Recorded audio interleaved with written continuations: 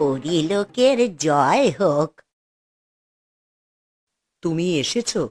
সেই তখন থেকে তোমার জন্য অপেক্ষা করছি। কিন্তু হঠাৎ আমাকে এইভাবে জরুরি তলব কেন? কিছু কি হয়েছে? হয়েছে, অনেক কিছুই হয়েছে। তুমি নিহারিকার ব্যাপারে সবকিছু শুনেছো, তাই না? হ্যাঁ, তা শুনেছি। ও কোথায়? ওর জন্যই কি আপনি আমাকে ডেকে এনেছেন? হ্যাঁ, আজ সন্ধ্যার পরেই ওর একটি কন্যা সন্তান জন্ম নিয়েছে। কি? আপনি কি বলছেন? পরিলোকে সন্ধ্যার পরে সন্তান জন্ম নিয়েছে? এ যে ঘোর অশুভ লক্ষণ। সেই জন্যই তো তোমাকে ডেকে পাঠিয়েছি। তুমি একবার সেই সন্তানকে দেখো। তোমার মতামত শুনেই তবেই আমি পরবর্তী করণীয় ঠিক করব। কোথায় ও?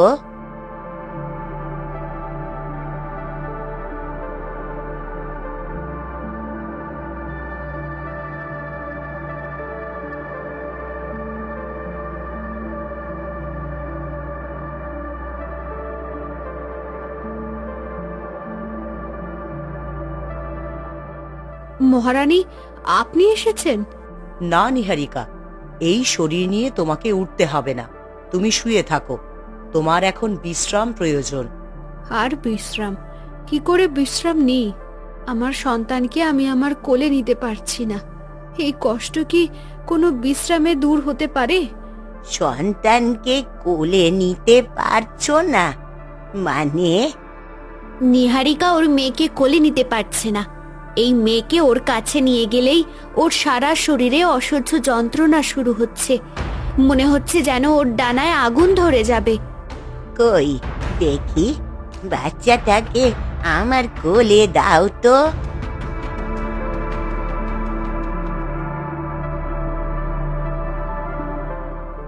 এ কি? এর চোখ তো একদম ওর মতো। হ্যাঁ, আমরাও দেখেছি।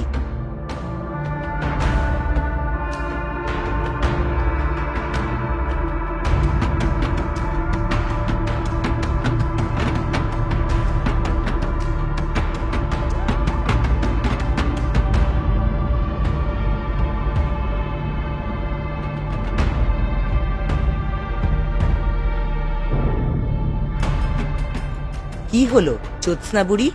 কি হলো তোমার? আপনি অমন করে আটকে উঠলেন কেন? মহারানী, মহারানী আমায় ক্ষমা করবেন, কিন্তু এই সন্তানকে পরিলোকে রাখা যাবে না। কি? কিন্তু কেন? এই সন্তান পরিলোকের জন্যে অভিশাপ নিয়ে জন্মেছে। এতে নিহারিকা কিংবা এই বাচ্চাটার কোনো দোষ নেই। নিয়তি তার সঙ্গে ছেলে খেলা করেছে। এমনকি নিহারিকাও যদি এই মেয়ের কাছাকাছি আসতে চায়, তাহলে সে পুড়ে ছাই হয়ে যাবে। এসব কি বলছেন আপনি? আমি আমার মেয়েকে জড়িয়ে ধরতে পারবো না, তাকে কোলে নিতে পারবো না। না, পারবে না। এতে তোমার নিজের যেমন, তেমনি তোমার সন্তানেরও ক্ষতি হয়ে যাবে। কিন্তু এই অভিশাপ কাটানোর কি কোনো উপায় নেই? না, কোনো উপায় নেই।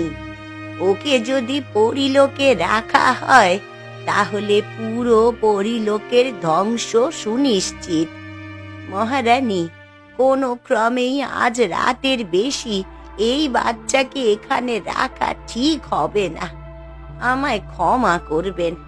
যদি আমার সেই ক্ষমতা থাকতো, তাহলে আমি আমার সর্বোচ্চ চেষ্টা করতাম, কিন্তু এ আমার সাধ্যের বাইরে। কিন্তু আমি আমার মেয়েকে ছেড়ে থাকবো কি করে? ও যে আমার সন্তান। আমি তো সব হারিয়েছি, ওর জন্যই তো আমি বেঁচে ছিলাম। ওকে ত্যাগ করলে আমি বাঁচবো কি নিয়ে? এছাড়া আমাদের হাতে যে আর অন্য কোনো রাস্তা নেই। যদি তুমি তোমার সন্তানকে ত্যাগ করতে পারো, তাহলেই তুমি তোমার সন্তান আর এই পরিলোককে সুরক্ষিত দেখতে পাবে। নতুবা তুমি নিজেই তোমার সন্তানের ক্ষতির কারণ হয়ে দাঁড়াবে। বলো নিহারিকা, তুমি কি চাও? তোমার সন্তানের ক্ষতি নাকি তার ভবিষ্যৎ? কোনো মা কি তার সন্তানের ক্ষতি চাইতে পারে? কিন্তু কোনো মা কি তার সন্তানকে ছাড়া বেঁচে থাকতে পারে? হায় ঈশ্বর, এর থেকে ভালো হতো যদি আমি মরেই যেতাম। অন্তত এই শোক আমাকে ভোগ করতে হতো না। ভেঙে পড়ো না নিহারিকা। জ্যোৎস্না বুড়ি যা বলছেন তা তোমার এবং তোমার সন্তানের ভালোর জন্যই বলছেন। বিধির বিধান আমরা কি করে পাল্টাতে পারি বলো? তুমি তোমার মনকে শক্ত করো। জ্যোৎস্না বুড়ি, এই বাচ্চাটার আমরা কি করব? পরিলোক ছেড়ে ওকে কোথায় নিয়ে যাব আমরা? পৃথিবীতে। পৃথিবীতে, যেখানে মানুষেরা থাকে? হ্যাঁ, একমাত্র তাদের কাছেই এই মেয়েটা সুরক্ষিত থাকবে। কিন্তু আমি তো শুনেছি মানুষেরা খুবই ভয়ঙ্কর হয়। তুমি ভুল জানো। মানুষ একই সঙ্গে নিজের মধ্যে ভালো আর খারাপ দুই সত্তাই লালন করে। এই জন্যই তারা মানুষ। তারা সঠিক সিদ্ধান্ত নিতে পারে। তারা ভালো এবং মন্দের ফারাক বুঝতে পারে এবং নিজের পরিবারের জন্য জীবন দিতেও পিছপা হয় না। মালবিকা, তুমি এখনই এই বাচ্চাটাকে নিয়ে পৃথিবীতে রওনা হও, আর তারপর কোনো একজন ভালো মানুষের কাছে বাচ্চাটাকে পৌঁছে দিয়ে এসো। আমিও যেতে চাই ওর সঙ্গে। না নিহারিকা, তোমার শরীরের অবস্থা এখনো ভালো না। তবু আমি যাব। অন্তত সারা জীবনের বিচ্ছেদের আগে শেষবারের মতো আমাকে আমার সন্তানের কাছাকাছি থাকতে দিন। ওকে অনুমতি দিন মহারানী। মা হিসেবে এটা ওর অধিকার। ও তো আর কখনো ওর মেয়ের কাছাকাছি যেতে পারবে না। বেশ, অনুমতি দিলাম। তুমি আর মালবিকা দুজনে একসঙ্গে পৃথিবীতে যাবে, কিন্তু ভোর হওয়ার আগেই তোমরা দুজনে আবার পরিলোকে ফিরে আসবে আর বাচ্চাটাকে পৃথিবীতে কারোর কাছে রেখে আসবে। জি মহারানী।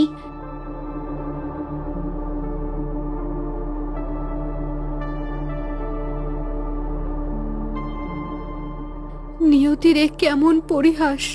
আমি আমার নিজের সন্তানকে আমার বুকে জড়িয়ে ধরতে পারছি না। ওর জন্মের কিছুক্ষণ পরেই সারা জীবনের জন্য তাকে পরবাসে পাঠিয়ে দিতে হচ্ছে। এই সময় নিশ্চয়ই একদিন কেটে যাবে। তখন আবার তুমি তোমার মেয়েকে জড়িয়ে ধরতে পারবে। ভরসা রেখো নিহারিকা, নিশ্চয়ই সেই দিন আসবে। ধৈর্য ধরো। আর দেরি নয়, রাত ফুরিয়ে যেতে শুরু করেছে। তোমরা এখনই যাত্রা শুরু করো।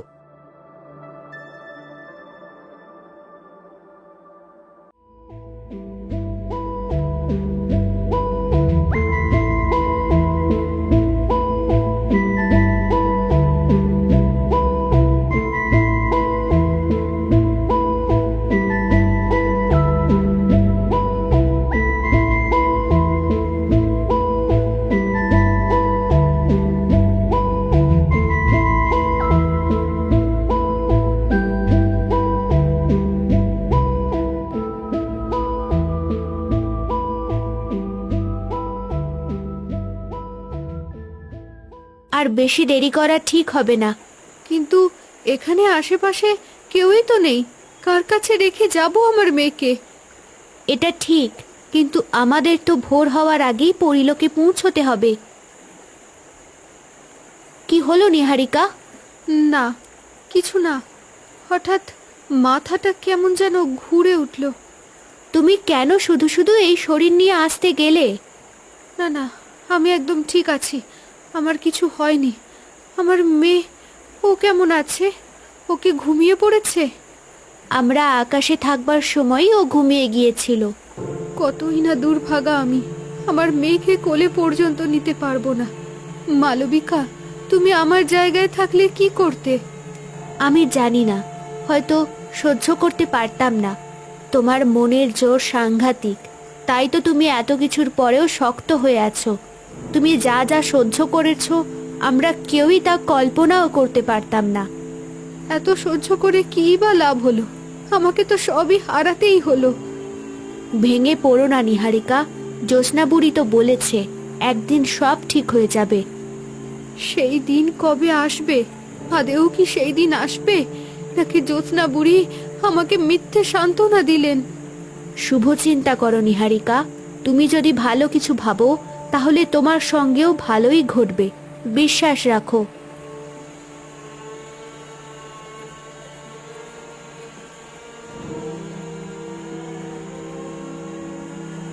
আরে, নদীর ওই পারে কে যেন এসে দাঁড়িয়েছে বলে মনে হচ্ছে। চলো আমরা একটু আড়ালে গিয়ে দাঁড়াই। পৃথিবীর কাউকে আমাদের আসল রূপ না দেখানোই ভালো।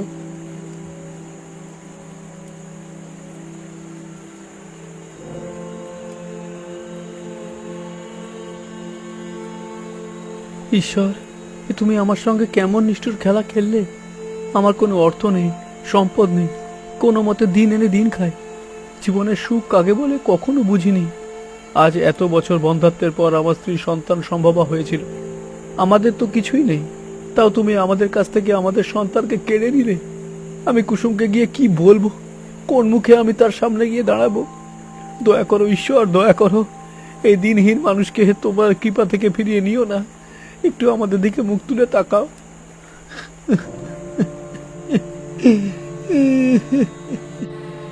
কি অদ্ভুত যোগাযোগ! আমার সন্তান আছে, অথচ আমি আমার সন্তানকে নিজের কাছে রাখতে পারছি না। আর এদিকে একজন নিঃসন্তান পিতা সন্তানের জন্য হাহাকার করছেন। এই বোধহয় ঈশ্বরেরই ইশারা। আমার মনে হয় তোমার মেয়েকে এনার হাতেই তুলে দেওয়া উচিত। আমারও তাই মনে হয়, কিন্তু কিভাবে যাব তার কাছে? আমরা যাব কেন তাহলে?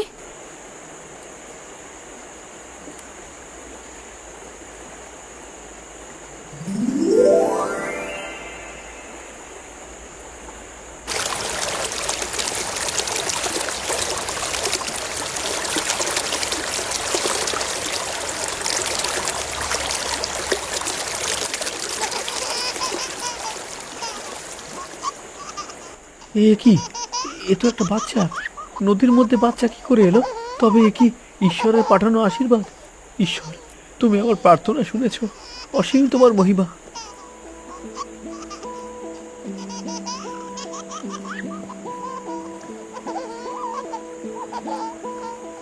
আমি তোমায় বুঝতে ভুল করেছিলাম ঈশ্বর, আমায় ক্ষমা করো। তুমি আমাকে সন্তান দিয়ে আশীর্বাদ করেছ। কজনেরই বা এমন সৌভাগ্য হয় ঈশ্বরের কাছ থেকে আশীর্বাদ পাওয়ার।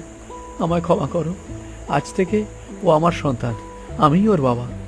আমাদের কাজ শেষ হয়েছে, চলো এবার আমরা চলে যাই। এই লোক কখনো তোমার বাচ্চার কোনো ক্ষতি হতে দেবে না। আমি কি করে যাই বলো? মায়ের মন তো এত সহজে মানে না। এখনো ভোর হতে খানিকটা দেরি আছে।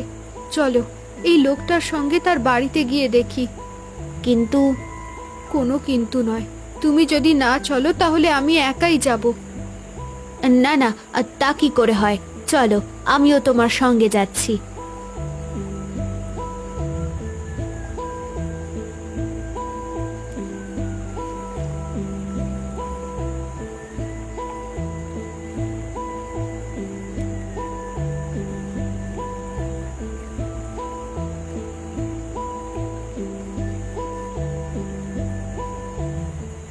তুমি কোথায় গিয়েছিলে?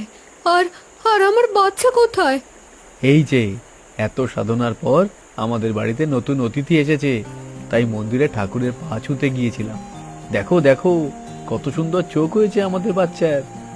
তাই তো, কি সুন্দর ঘন নীল চোখ। দেখেছো আমাদের দিকে তাকিয়ে এখনই কেমন হাসছে। আচ্ছা, এর নাম কি রাখা যায় বলো তো? নাম? নামের ব্যাপারে তো কিছু ভাবিনি। তুমি একটা নাম ঠিক করো না। ওর চোখ দুটো যখন নীল তখন ওকে আমরা নীলু বলেই ডাকবো। কেমন হয়েছে নামটা? সুন্দর হয়েছে, দেখেছো নীলু বলতেই কেমন করে আমাদের দিকে তাকাচ্ছে। আর নয় ভাই, এবার চলো, তারা তোমার সন্তানকে আগলে রাখবে। হ্যাঁ, তারা আমার মেয়ের কত সুন্দর নাম রেখেছে দেখেছো, নীলু। আজ থেকে আমি আমার মেয়ের নাম রাখলাম নীলাঞ্জনা। নীলাঞ্জনা? তুমিও কি নীলাঞ্জনা নামটা শুনলে? হ্যাঁ, তুমিও শুনতে পেয়েছো? হ্যাঁ। আশ্চর্য, কে এই নাম বললো? আশেপাশে তো কারো থাকার কথা না। কে জানে, কিন্তু তাতে কি, এই নামটা তো খুবই সুন্দর নাম। নীল চোখ থেকে নীলাঞ্জনা, আর নীলাঞ্জনা থেকে নীলু। ওর ভালো নাম আমরা রাখবো নীলাঞ্জনা। ওরে বাবা, এরকম নাম তো বড় লোকরা রাখে, আমরা আমাদের মেয়ের এমন নাম রাখবো? কে বলেছে আমরা গরিব? এমন মেয়ে যার ঘরে জন্মেছে সে কি গরিব থাকে নাকি? ও ঈশ্বরের আশীর্বাদ হয়ে আমাদের ঘরে এসেছে। আমাদের থেকে বড়লোক আর কে আছে?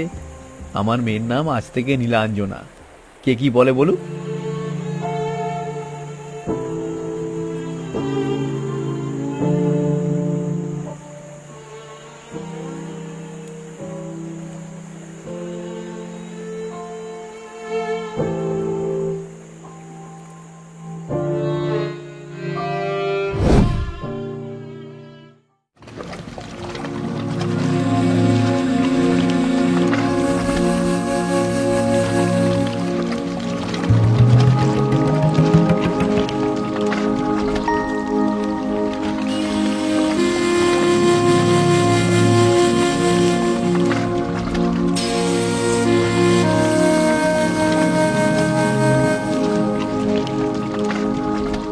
আমরা সেই বাচ্চাটাকে রেখে এসেছি। জ্যোৎস্না বুড়ি, এখন আর আমাদের এই পরিলোকে কোনো বিপদ নেই তো? না, এখন আপাতত পরিলোকের আর কোনো বিপদ নেই, কিন্তু কিন্তু কি জ্যোৎস্না বুড়ি?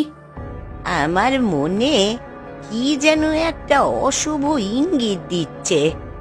কিসের ইঙ্গিত? আমার নীলাঞ্জনার কিছু হবে না তো? বুঝতে পারছি না ইঙ্গিতটা যে কি, সেটা স্পষ্টভাবে ধরতে পারছি না। তবে প্রার্থনা করি সেটা যেন খারাপ কিছু না হয়।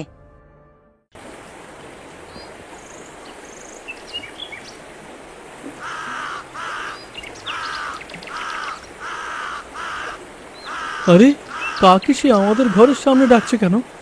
তাড়িয়ে দাও, দেখছো না কিভাবে নীলুকে দেখছে, নজর লেগে যায় যদি। ঠিক বলেছ।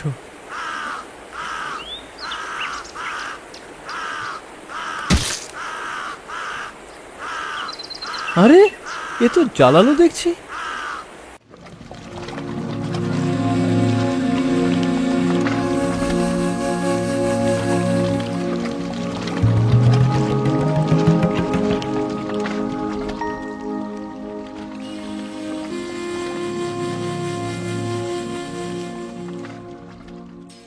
আজকে তোমার শরীরটা দেখে ভালো মনে হচ্ছে। দাঁড়িয়ে থাকতে কোনো কষ্ট হচ্ছে না তো? মনের কষ্ট যখন বড় হয়ে যায় তখন শরীরের কষ্ট ফিকে হয়ে যায়। তুমি কল্পনা করতে পারো মালবিকা, আমি আমার নিজের সন্তানকে নিজের হাতে পৃথিবীতে রেখে এলাম, কিন্তু নীলুকে তোমার সঙ্গে রাখলে তো তোমার নিজেরই ক্ষতি হতো। এখন দেখো আজ তোমার শরীরটা কত সুস্থ লাগছে। এর থেকে বড় কষ্ট আর কি আছে? আমার নিজের মেয়েকে আমি কাছে রাখতে পারছি না, আমার আর আছেই বা কি বাকি?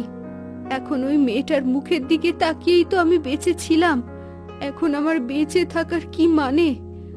আচ্ছা মালবিকা, একটা কথা বলবো? বলো। তুমি একবার আমার সঙ্গে পৃথিবীতে যাবে? শুধুমাত্র একবার নীলুকে দেখেই আমি চলে আসব। এখন দিনের বেলায়? কিন্তু আমাদের তো দিনের বেলায় পৃথিবীতে যেতে মানা। কেউ টের পাবে না, একবার গিয়েই চলে আসব। আচ্ছা ঠিক আছে, চলো তাহলে।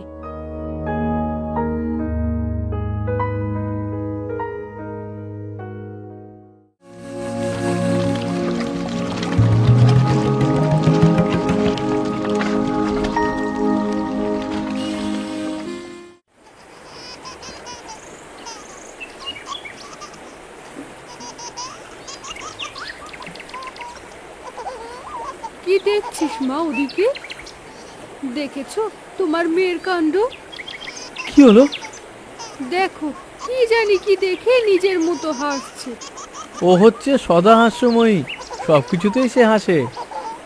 দেখো, নীলু তোমার দিকে তাকিয়ে আছে, তার মানে ও তোমাকে দেখতে পাচ্ছে। কি হলো মা, কি হলো? কাঁদে না, কাঁদে না। কি ব্যাপার? এই বলছো একবার হাসছে, আবার এখনই কান্না শুরু করলো? বুঝতে পারলাম না, বোধহয় হাওয়া লেগেছে। তাহলে ওকে ঘরের ভিতরে নিয়ে যাও।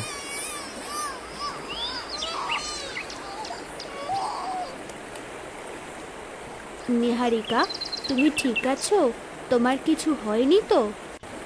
না, তেমন কিছু হয়নি, আমি ঠিক আছি। নিয়তি আমার সঙ্গে এমন উপহাস করলো কেন? আমার কি আমার নিজের মেয়ের কাছে যাওয়ার অধিকার নেই? আর এখানে থাকা ঠিক হবে না, চলো এখনই আমরা ফিরে যাই। আর একটু থাকি? না, এখানে আর বেশিক্ষণ থাকা মানে তোমারও বিপদ এবং তোমার মেয়েরও বিপদ। চলো।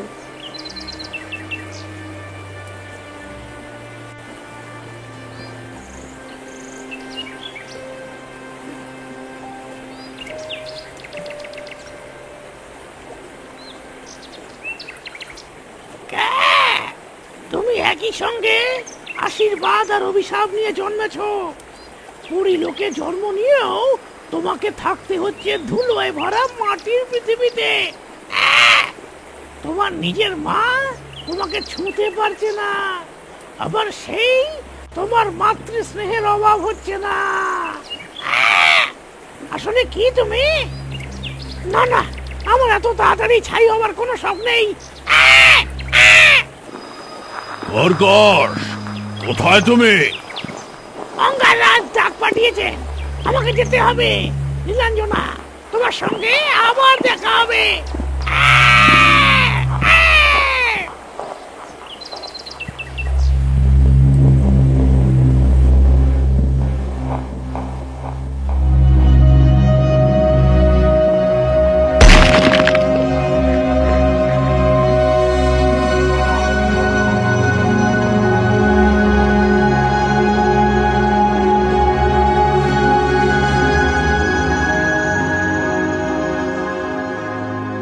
পাতালপুরের শাহেনশাহ, পুরী লোকের নিহারিকার একটি মেয়ের খবর নিয়ে এসেছি। সেই মেয়ের দুই চোখ নীল রঙের, আর জন্মের পরপরই তাকে পুরী লোক থেকে বহিষ্কার করে দেওয়া হয়েছে। এখন সে পৃথিবীতে রয়েছে তার এক নতুন পরিবারের কাছে, আর নিহারিকা সেই মেয়েকে ছুঁতে পারছে না। তার নাম রাখা হয়েছে নীলাঞ্জনা। ধ্বংস হোক, সবকিছু ধ্বংস হোক। তাহলে সেই মেয়ে জন্ম নিয়েছে, আমার এতদিনের অপেক্ষার তাহলে অবসান হয়েছে। সেই মেয়েই হবে আমার ধ্বংসের অস্ত্র। সেই মেয়ের কোনো ক্ষমতা দেখেছো? এখনো সেই মেয়ের কোনো ক্ষমতা প্রকাশ পায়নি অঙ্গাররাজ। জ্যোৎস্না বুড়ি ভেবেছে তারা ওই মেয়েটাকে পরিলোকের বাইরে রাখলেই সে সুরক্ষিত থাকবে। ওই মেয়েকে যদি তারা সমুদ্রের অতলেও লুকিয়ে রাখতো, তাহলে আমি তার কাছে পৌঁছে যেতাম। বজ্রনাথ কোথায়? বজ্রনাথ সুমেরুতে রয়েছে অঙ্গাররাজ। ডেকে পাঠাও তাকে। তাকে গিয়ে বলো তার ছুটির মেয়াদ শেষ হয়েছে। ওই মেয়েকে আমার চাই, যে কোনো মূল্যেই হোক আমার চাই। ওই মেয়ের হাত দিয়েই পৃথিবী আর পরিলোকের ধ্বংসের সূচনা হবে। কেউ আমাকে আটকাতে পারবে না, কেউ না। কিন্তু অঙ্গাররাজ, বুড়িরা কি আপনার উদ্দেশ্য সফল হতে দেবে? শ্বেত পদ্ম, জ্যোৎস্না বুড়ি, এমনকি নিহারিকাও তার সর্বোচ্চ শক্তি দিয়ে আপনাকে ঠেকানোর চেষ্টা করবে।